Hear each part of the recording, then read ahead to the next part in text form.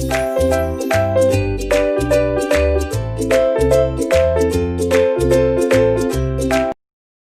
से करीब 2600 साल पहले भारत में एक महर्षि थे जिनका नाम था महर्षि कणाद, जिन्हें हम लोग कई और नामों से जानते थे, जैसे कि महर्षि कन्नड, उलूक, कश्यप और कणाभूक। जी हाँ, कणाभूक और कनाड दोनों शब्दों का मतलब यही होता है कि एटम ईटर, यानी एटम का भूखा, एटम को खाने वाला। क्यों उनको ऐसा नाम दिया गया? क्योंकि उन्होंने ही हमें बताया था कि जब हम पदार्थ को यानी मैटर को डिवाइड करते रहेंगे तो अल्टीमेटली हमें एक ऐसा पार्टिकल मिलेगा जो डिवाइड नहीं हो सकता, यानी जो कि इनडिविजिबल है। जी हाँ, उसे नाम दिया गया परमाणु। He is known for developing the foundations of an atomistic approach to physics and philosophy in Sanskrit text वैशेषिक सूत्रा। लेकिन महर्षि कन्नड की बातें जो हैं वो मॉडर्न वर्ल्ड को, मॉडर्न इंडिया को समझ में नहीं आई और उसके बारे में उन्होंने बात नहीं की।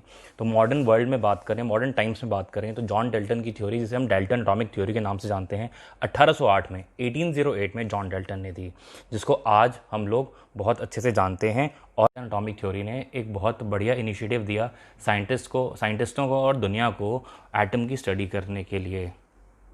नमस्कार दोस्तों, मैं विवेक मिश्रा स्वागत करता हूं आपका अपने channel came talks with Vivek sir पर।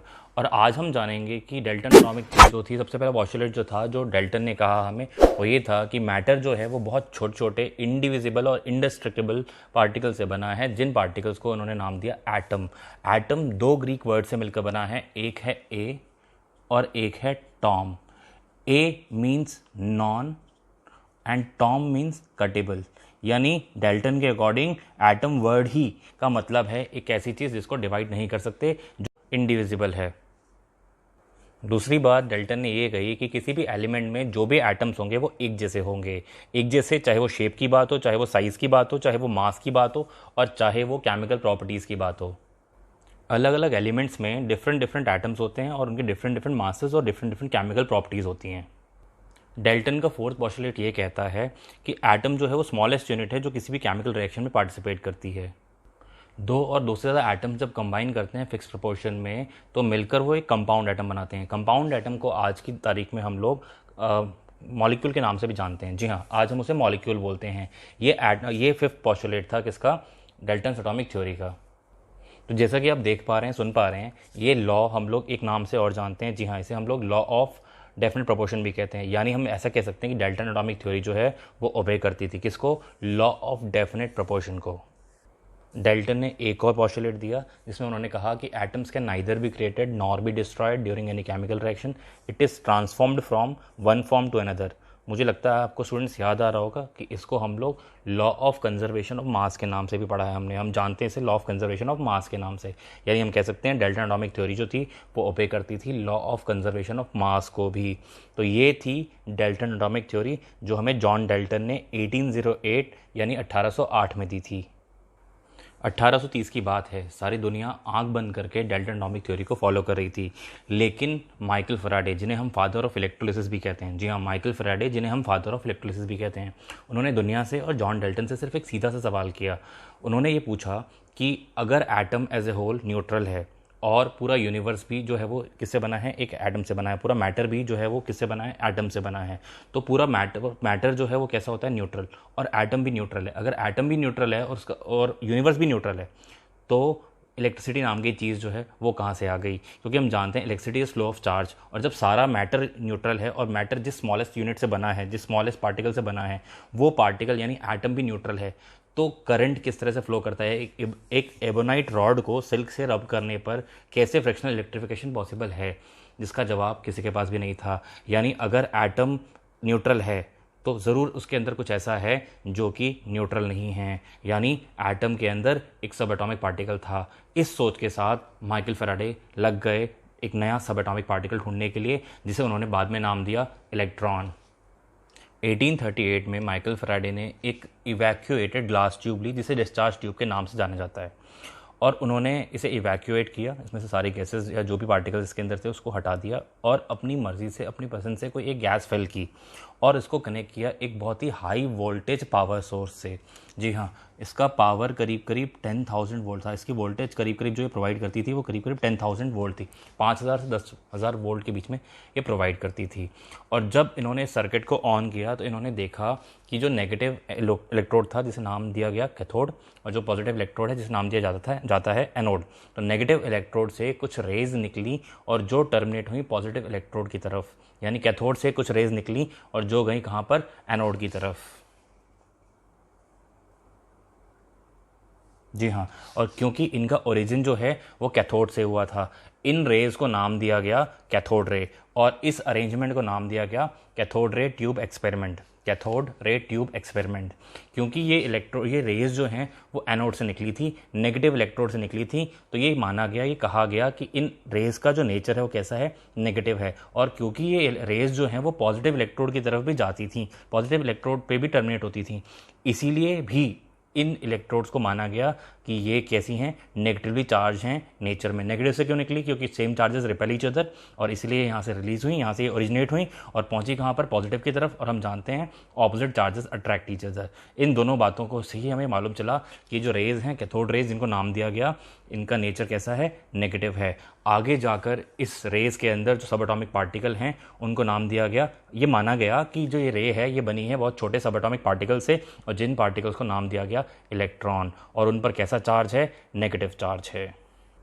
इलेक्ट्रॉन नेगेटिवली चार्ज होता है, आज ये बात बच्चा बच्चा जानता है, लेकिन एक ऐसा वक्त भी था, उस वक्त पर बड़े बड़े ये चार्ज ये नहीं जानते थे कि इलेक्ट्रॉन का चार्ज कैसा होता है, जो हमें बताया किसने, माइकल फैराडे ने 1838 में। माइकल फैराडे ने इलेक्ट्रॉन की प्रॉपर्टी को फाइंड करने के लिए, समझने के लिए कई सीरीज़ ऑफ एक्सपेरिमेंट्स किए। उन्होंने सबसे पहला एक्सपेरिमेंट ये किया कि उन्होंने कैथोड रे के रास्ते में इलेक्ट्रिक फील्ड अप्लाई कर दी। जी हाँ, कैथोड रे के रास्ते में कैथोड से रे निकली और जो एनोड की तरफ गई, और मान लिया उन्होंने कि इसका नेचर अभी नेगेटिव नहीं है, पता नहीं है, और उन्होंने रास्ते में इलेक्ट्रिक फील्ड अप्लाई कर दी। और जब उन्होंने इलेक्ट्रिक फील्ड अप्लाई की तो कैथोड रे के अंदर एक डिफ्लेक्शन आई। कैथोड रे जो है वो पॉजिटिव टर्मिनल ऑफ इलेक्ट्रोड्स की तरफ मुड़ गई। जी हाँ, पॉजिटिव टर्मिनल की तरफ वो डिफ्लेक्ट हो गई। इससे मालूम ये चला कि कैथोड रे कैसी है, नेगेटिवली चार्ज है। कैसी होती है कैथोड रे, नेगेटिवली चार्ज।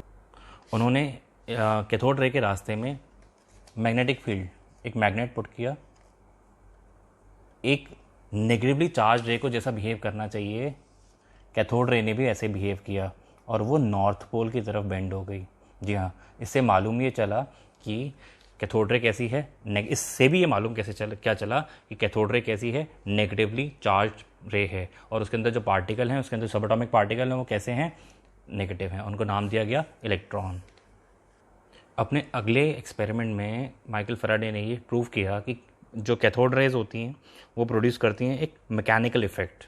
क्या प्रोड्यूस करती हैं, एक मैकेनिकल इफेक्ट। और ये पता करने के लिए उन्होंने रास्ते में कैथोड रे के रख दिया एक पैडल व्हील। जी हाँ, एक पैडल व्हील।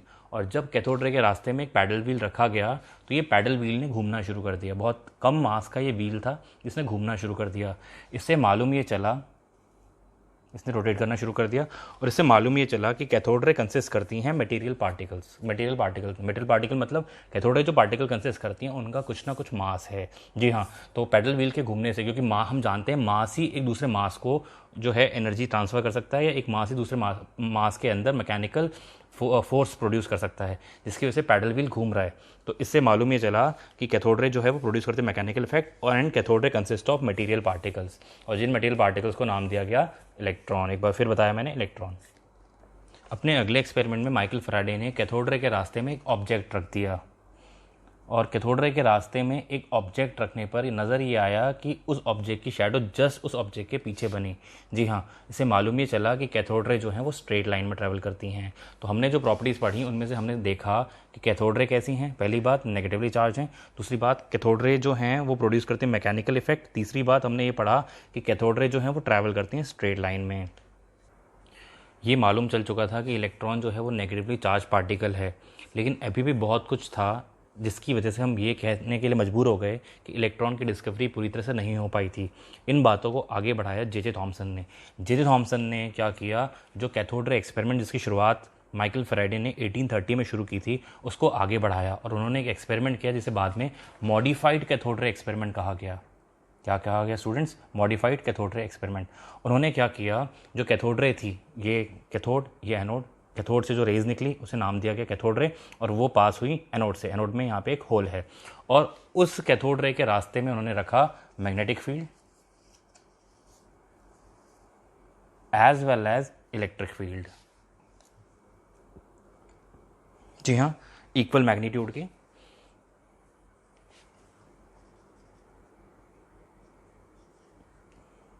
क्या किया उन्होंने कैथोड रे के रास्ते में मैग्नेटिक फील्ड भी रखा और इलेक्ट्रिक फील्ड भी रखा। तो जब उन्होंने सिर्फ मैग्नेटिक फील्ड रखा, तो क्योंकि हमने देखा था मैग्नेटिक फील्ड की तरफ डिफ्लेक्ट हुई थी रेज, नॉर्थ पोल की तरफ डिफ्लेक्ट हुई थी रेज, तो रेज जो है वो डिफ्लेक्ट हुई। और जब उन्होंने इलेक्ट्रिक फील्ड रखा तो उस टाइम क्या हुआ कि जो रेस थी वो पॉजिटिव टर्मिनल की तरफ डिफ्लेक्ट हुई। लेकिन जब उन्होंने इक्वल मैग्नीट्यूड दोनों का साथ में रखा तो रेस किस तरफ डिफ्लेक्ट हुई? कहीं भी नहीं। और रेस कैसे हुई? सीधी निकल गई। इन डिफ्लेक्शंस को, रेज की इन डिफ्लेक्शंस की स्टडी किसने की? जे थॉमसन ने। और इस स्टडी को करने के बाद उन्होंने एक रेशो दिया, ratio of charge of electron to the mass of electron, और जिसकी वैल्यू थी 1.75 इंटू 10⁻11 कूलम पर किलोग्राम। जी हाँ, इस मॉडिफाइड कैथोड रे एक्सपेरिमेंट करने के बाद जो है जे थॉमसन ने हमें charge to the mass ratio of electron दे दिया था। लेकिन अभी भी हमें ये नहीं मालूम था कि इलेक्ट्रॉन का चार्ज कितना होता है और मास कितना होता है। तो ये रेशो हमें मिल गई 1.75 इंटू 10⁻11 कूलम पर किलोग्राम। और ये कैसे मिली? ये जो डिफ्लेक्शंस हुई इलेक्ट्रिक फील्ड और मैग्नेटिक फील्ड दोनों को रखने के बाद, इन डिफ्लेक्शंस की स्टडी करके इन्होंने ये बताया कि charge to the mass, calculations करके ये बताया कि charge to the mass ratio जो है इलेक्ट्रॉन का वो इतना है।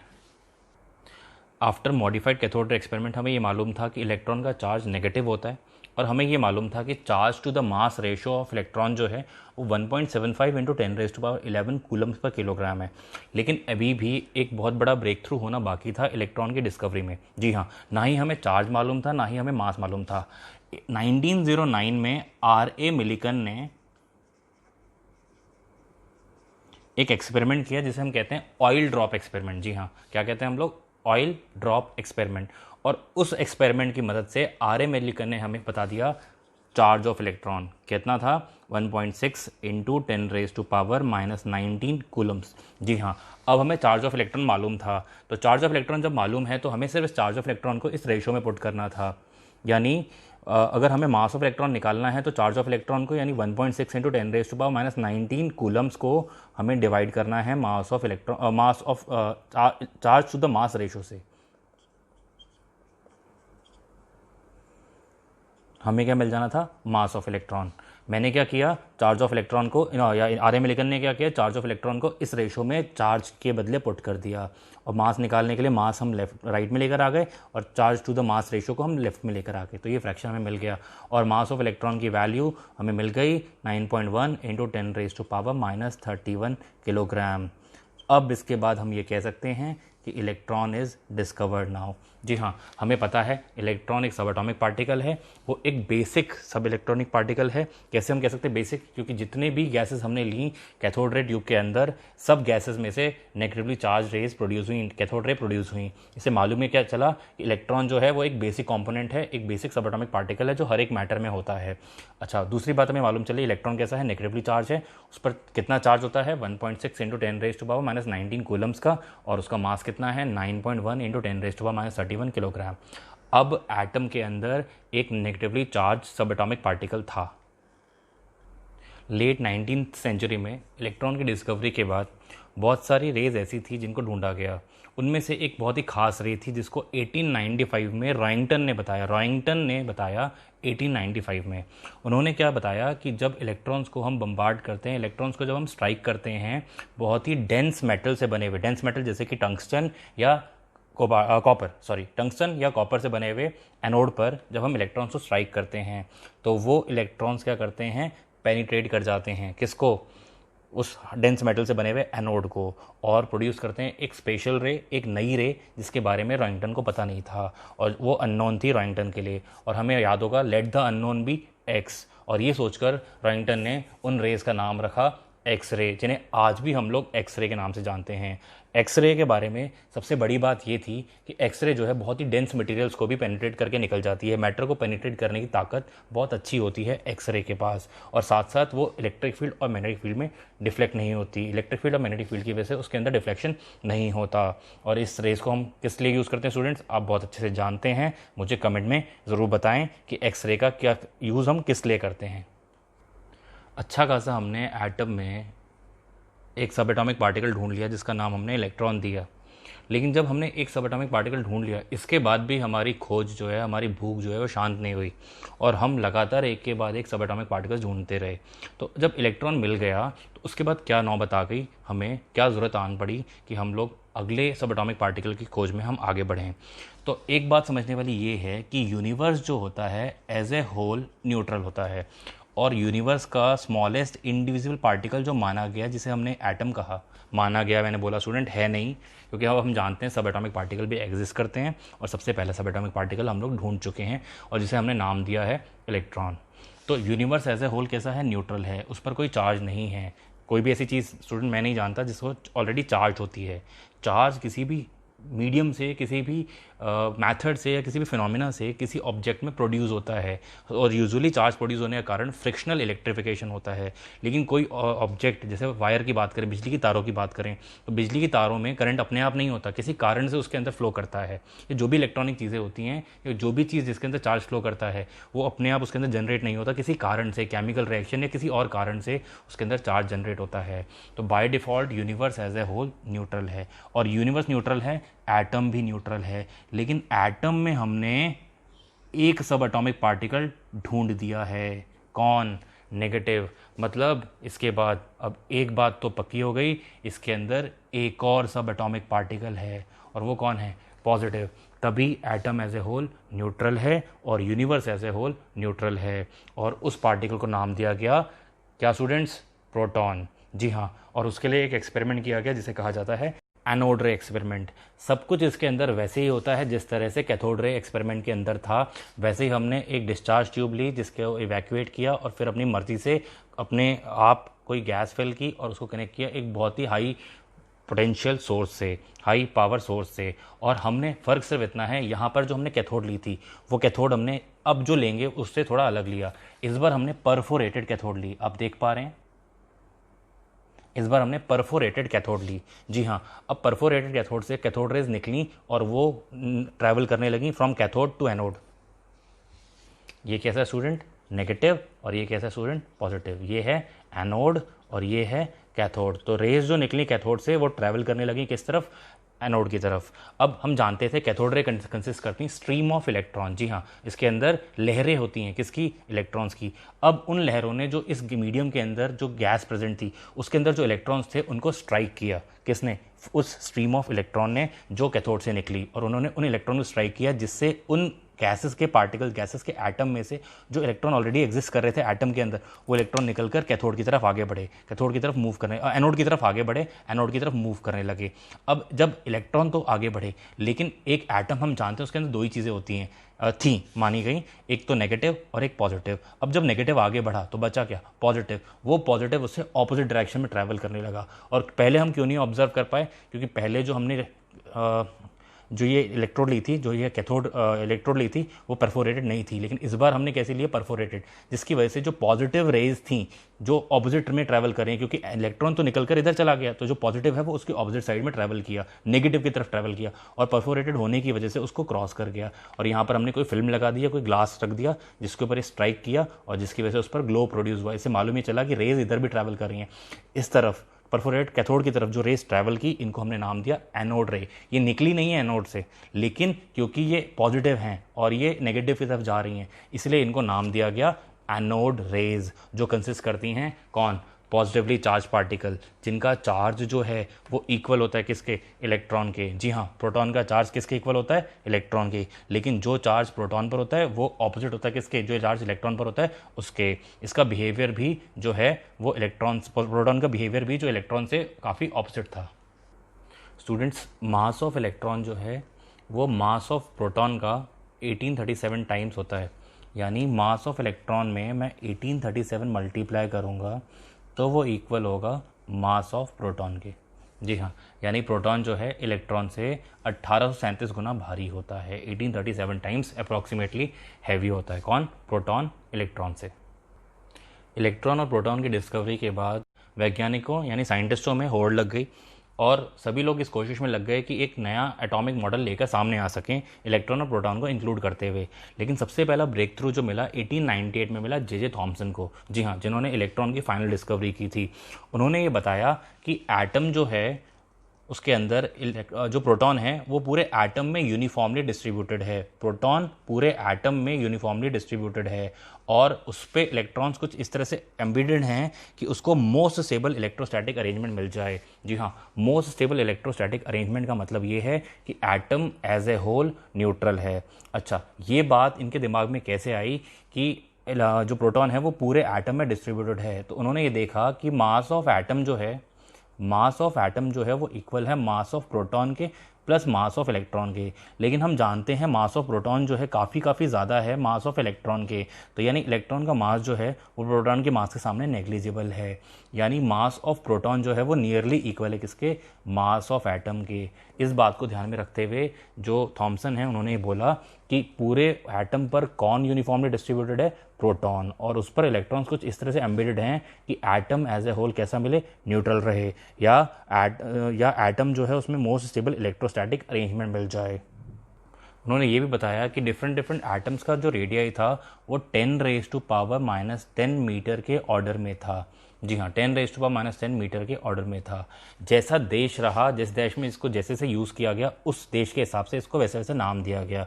कहीं पर इसे प्लम पुडिंग मॉडल कहा गया, कहीं पर इसे chocolate chips on resins model कहा गया, कहीं पर इसे chocolate chips on pudding model कहा गया, कहीं पर इसे वाटरमेलन मॉडल भी कहा गया। तो जैसा जैसा देश रहा, जैसे जैसे देश में खाने का जो चलन था, जो चीज़ें पसंद थी, उस हिसाब से इस मॉडल को नाम दिए गए। वैसे तो थॉमसन्स मॉडल ऑफ एटम जो है वो कई नॉन प्रॉपर्टीज़ को एक्सप्लेन करता था और मोस्ट इम्पॉर्टेंट वो एक्सप्लेन करता था एटम की न्यूट्रलिटी को। लेकिन इसका इम्तिहान रदरफोर्ड और उनके स्टूडेंट्स ने लिया और उन्होंने एक बहुत इंपॉर्टेंट एक्सपेरिमेंट किया जिसे हम लोग गोल्ड फॉयल एक्सपेरिमेंट के नाम से जानते हैं। और उसका रिजल्ट ये हुआ कि उन्होंने इस मॉडल ऑफ एटम को यानी थॉमसन मॉडल ऑफ एटम को कचरे के डिब्बे में डाल दिया। दे डिस्कार्डेड इट। तो आइए जानते हैं वो क्या एक्सपेरिमेंट था जिसे हम लोग रदरफोर्ड्स गोल्ड फॉयल एक्सपेरिमेंट कहते हैं। अपने एक्सपेरिमेंट में रदरफोर्ड और उनके स्टूडेंट्स ने टारगेट ऑफ एटम्स को सब एटॉमिक पार्टिकल से बम्बार्ड किया। उन सब एटॉमिक पार्टिकल्स को अल्फा पार्टिकल कहा गया। ये अल्फा पार्टिकल जो हैं वो ऑब्टेन हुई थी रेडियो एक्टिव सब्सटेंसेस से। ये alpha particle high energy positively charge helium ions होते हैं। जी हाँ, alpha particles high energy positively charge helium ions होते हैं जिनका चार्ज +2 एंड मास जो है वो 4 यूनिट्स होता है। तो ये अल्फा पार्टिकल जो निकल रहे हैं रेडियो एक्टिव सोर्स से, उसको पास किया लेड की प्लेट से कंसंट्रेट करने के लिए, फोकस करने के लिए। यहाँ पे एक स्लिट है लेड से बनी हुई और बीच में होल है, और उससे पास किया और बीच में लिया एक गोल्ड की फॉइल। कहा जाता है, कई साइंटिस्टों का कहना है कि ये गोल्ड फॉइल जो थी वो इतनी पतली थी कि इसकी थिकनेस एक एटम के बराबर थी। खैर ये कहावत ही है, एग्जैक्टली इसका साइज़ जो था, इसकी थिकनेस जो थी वो 4 × 10⁻⁻5 सेंटीमीटर थी। लेकिन देखा जाए तो ये भी बहुत ही कम है। जी हाँ, और गोल्ड को ही इतना ज़्यादा मेलेबल, क्योंकि गोल्ड बहुत ज़्यादा मेलेबल मेटल होता है, इसीलिए बहुत ही थिक गोल्ड फॉइल लेना ही पॉसिबल हो पाया। अच्छा, इसके आसपास जिंक सल्फाइड की एक लेयर ली गई जो कि एक फ्लोरोसेंट मटेरियल की तरह बिहेव करती है, और जब इसके ऊपर रेडिएशन चकराती हैं, जहाँ जहाँ पर इस पर रेडिएशन चकराती हैं वहाँ पर एक फ्लैश प्रोड्यूस होता है। इससे मालूम क्या चला कि कहाँ कहाँ पर रेडिएशन जो है वो टकराई, और जिससे कहाँ कहाँ पर जो रेज़ हैं वो टकराई, जिससे मालूम चला कि रेज़ कितनी डिफ्लेक्ट हुई हैं, क्या हुई हैं। यहाँ पर मेजरली 3 ऑब्जर्वेशन देखने को मिली। एक, ज़्यादातर रेज जो थी वो सीधे निकल गई अनडिफ्लेक्टेड। ज़्यादातर मीन्स 99%, नियरली 99% रेज जो थी वो सीधे निकल गई अनडिफ्लेक्टेड। हम यहाँ पर देख सकते हैं ज़्यादातर रेज जो है, 3 तरह की रेज है टोटल यहाँ पर। एक मैंने ग्रीन से दिखाया है, एक मैंने पिंक से दिखाया है, और एक मैंने ब्लू से दिखाया है। तो ज़्यादातर रेज जो हैं वो सीधा निकल गई। नियरली 99% रेज जो थी वो सीधी निकल गई। बहुत थोड़ी रेज जो थी वो किसी एंगल पर डिफ्लेक्ट हुई, और 1 आउट ऑफ 20,000 यानी बहुत बहुत कम रेज जो थी, 1 आउट ऑफ 20,000 रेज जो थी वो बाउंस बैक हुई। जी हाँ, बाउंस बैक हुई।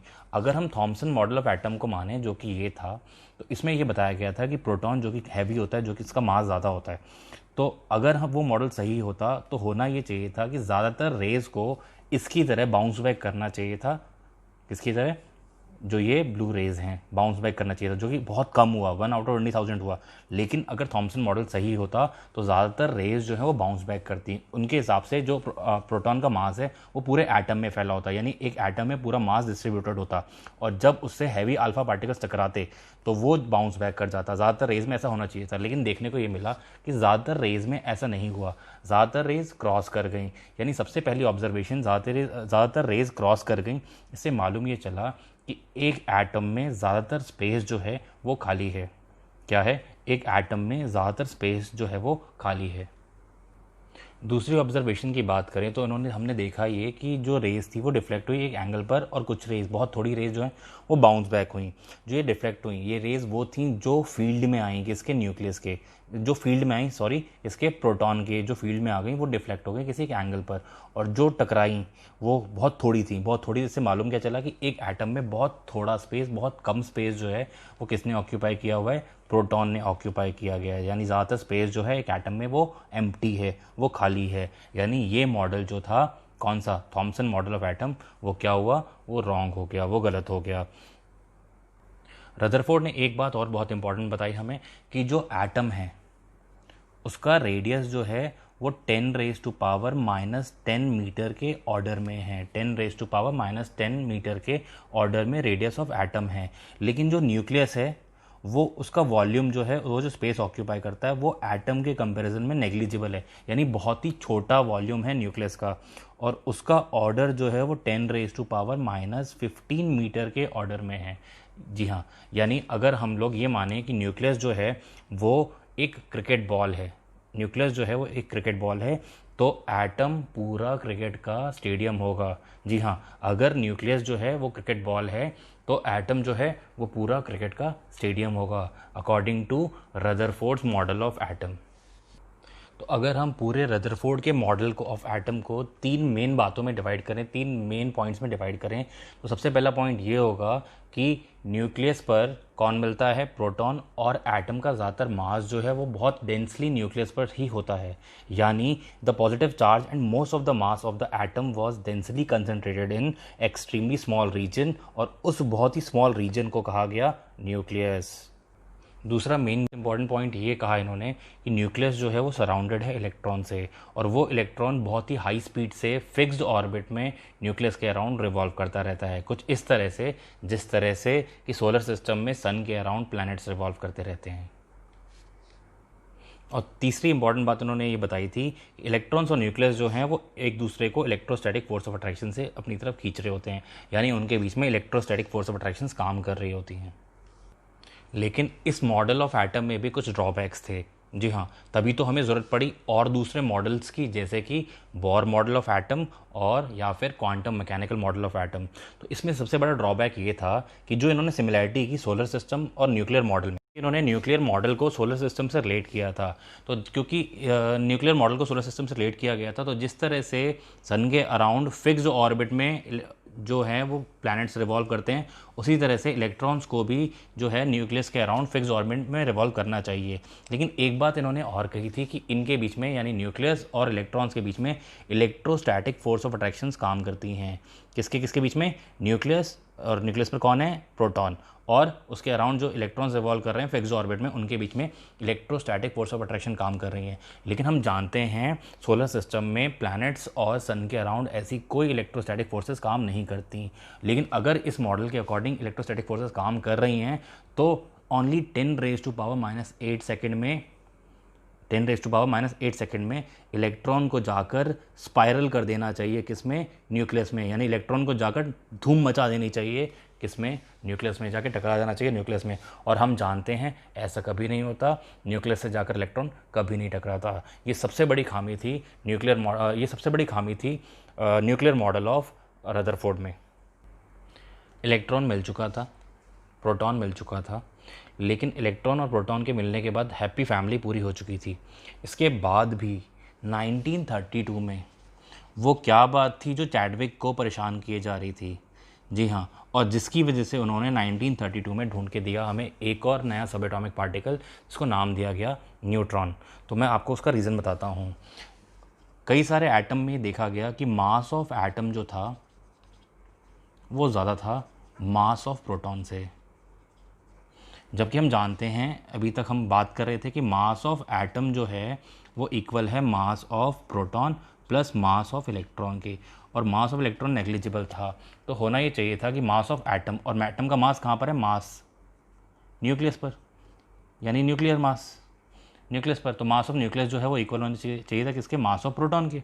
लेकिन बहुत जगहों पर ये देखने को मिला, बहुत सारे एटम्स में देखने को मिला कि मास ऑफ एटम जो है वो ज़्यादा था मास ऑफ प्रोटॉन के। हम ऐसा भी कह सकते हैं कि मास ऑफ न्यूक्लियस या न्यूक्लियर मास जो है वो इक्वल था बहुत सारे केसेस में 2 times of mass of proton के।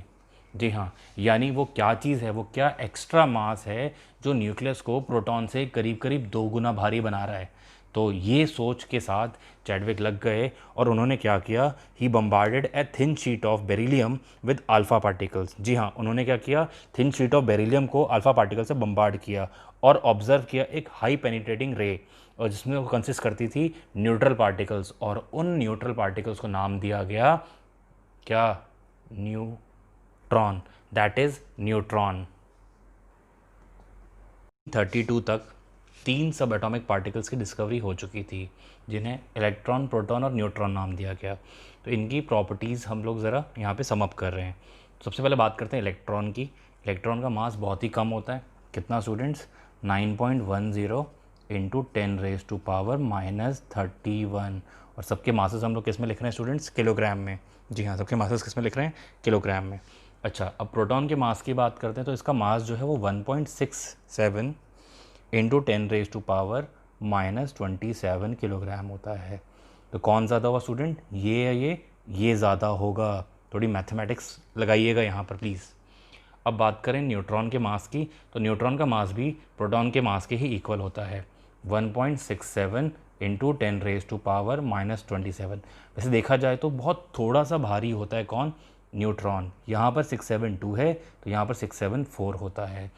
इसलिए हम लोग ये 2 और 4 के डिफरेंस पे ना जाते हुए हम लोग ये कह के चलते हैं कि न्यूट्रॉन और प्रोटॉन जो हैं वो मास में इक्वल होते हैं।